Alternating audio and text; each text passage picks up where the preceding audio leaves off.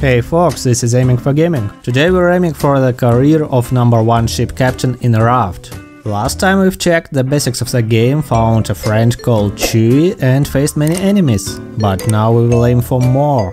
And obviously we will start from the scratch, so… New game! World name, need to find Luke. Perfect, proceed. Checklist. Our raft? Checked. The hook? Checked. Chewie? Checked. Time to farm some resources. If you are watching Raft for the first time, the hook allows us to gather resources floating in the ocean, such as plastic, planks, palm leaves and, if you are lucky, barrels and crates, which yield even more resources. Why should I use hook, you would ask? Because if you'll swim, a big shark called Chewie will try eating you. And yes, the whole life of this shark is centered around you and your raft. And when we gathered a bunch of resources, our first island appeared. Our raft is floating in the ocean, so we have two options: either rely on the ocean currents or build a paddle. Then, if we want to explore an island and not lose our raft, we can build anchor and throw it. Now we have some more time to farm resources that are needed the most: ores and wheat, as well as stone, scrap, clay and sand. The problem is, Chewie likes chewing our ship no less than our taste. And the only way to stop him from trying to attack the ship is to fortify foundations. Or attack him.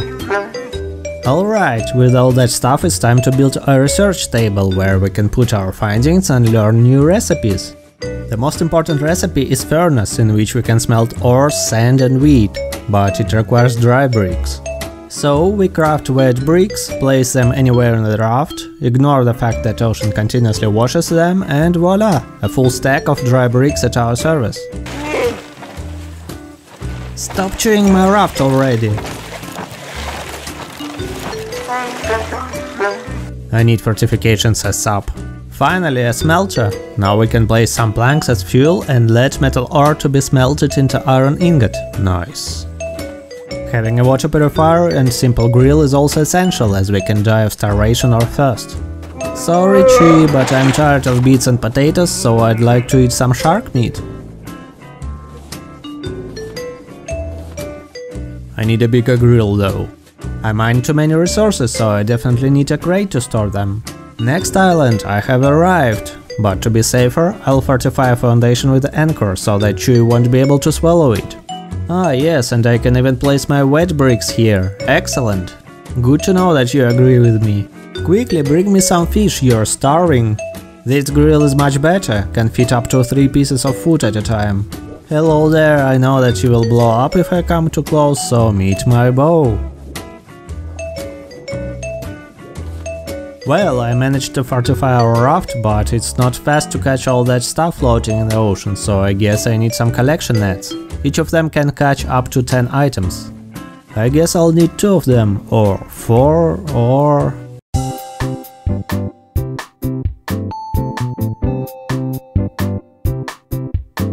Yeah, that should be enough. I think there are around 30-35 collection nets in total, hope this is sufficient.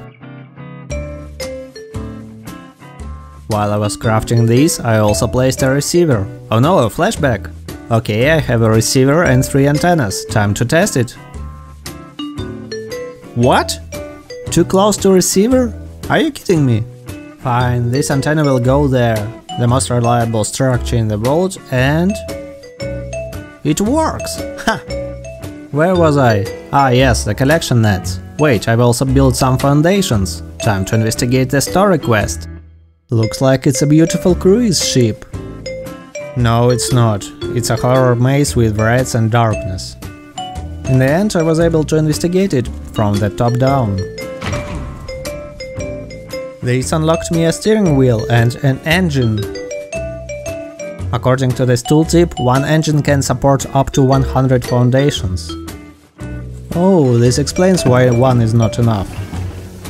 Steering wheel is really important, as from now on I can use the full potential of my collection nets by rotating the ship and placing it in right direction. I think we deserve a reward and can celebrate this by cooking a complex meal and milkshake using the new cooking tables we learned.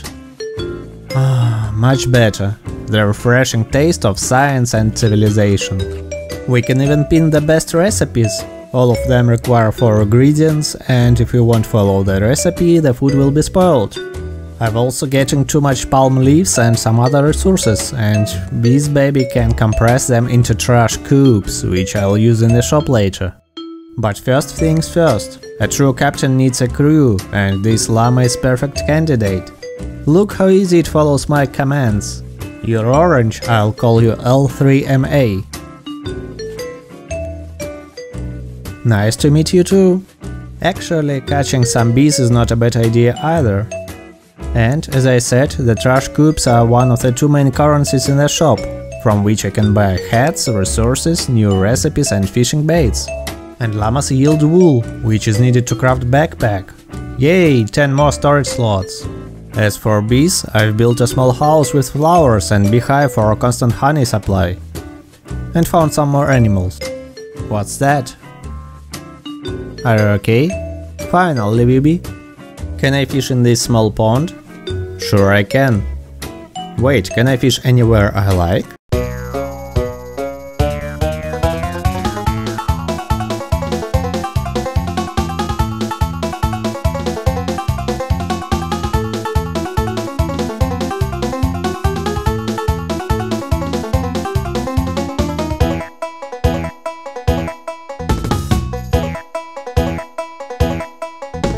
Why even try to find water?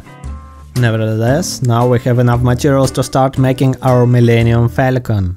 According to the design from the internet, I should have a cockpit, engine room, crew quarters, storage room, several halls and passageways to connect them. Challenge accepted! We will start with the kitchen, with 2 fridges, water supply, cooking place and grill, all in Hawaiian style. Then we'll need a hold for animals, probably higher than anything else, because the ocean continues to flush down some of them. Meanwhile, I found the mother bear with ridiculous amount of health. I've spent around 50 hours to kill her while she was eating berries. What a fight! Next, I learned how to produce and store biofuel, which allowed me to create a new engine room. Then I spent a ridiculous amount of time in the floating sphere village, with skyscrapers and not so friendly robots. And I even launched something. This city unlocked me water pipes, water storage and water pump. Nice. Now I can just spend a bit more time making rooms and...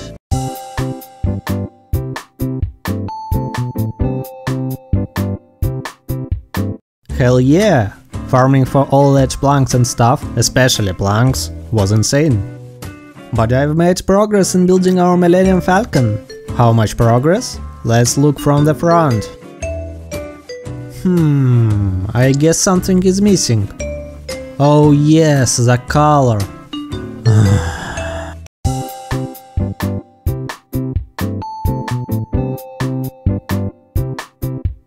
Well, if you don't believe in the power of colors, let me show you how these can be turned into these. Time for a ship review. Leap of faith.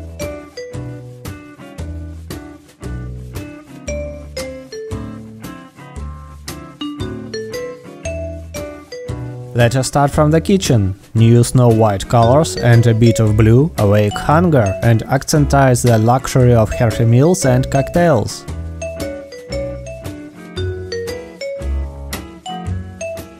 Storage room is designed to have enough space for any cargo, and multiple crates for all our goodies. Nice. Nearby we can find a water room, which supplies our beehive, plants, animals and whatnot. Beehive and flowers are 2 meters away, by the way. Interesting fact, the full coloring of the ship forced me to grow around 600 flowers. The guy who decided to consume 6 paint pieces per item, burn in hell. Right on the top of water room we can find friends room, with multiple dummy-dumb dash chickens, yes, they still get flushed into the ocean somehow, and other animals. Ah, and a sprinkler. As there are not too many flag options, we are sailing under the Japanese one, Nippon Bonsai. Right in the center there is a garden, and a life-saving plant supply, and a long collection alley. If you need resources, you know where to get them now. And in one of the docking sites I've prepared a bird's nest, or food, and paint makers. On the other side you can find crew quarters, multiple rooms to rest or relax. Casual Hawaiian style or European one, which one will you pick? And of course a bathroom with toilet and bathtub. Just near the crew quarters there is forgery in black tones with smelters and additional storage crates. Then there is an engine room with everything needed for fuel and trash coop production. Even Anchor has its own room. And of course we have plantation, with watermelons, pineapples, strawberry, potatoes, beets and scarecrow. What a Millennium Falcon without iconic cockpit? And we definitely have one, with main engine control, world map, steering wheel and receiver. Chewie also deserves his own room. Relaxo room perfectly fits for him, as we can spend some time together eating or fishing. Perfect team, aren't we? Chewie, we're home. Lastly, we have a huge main hold.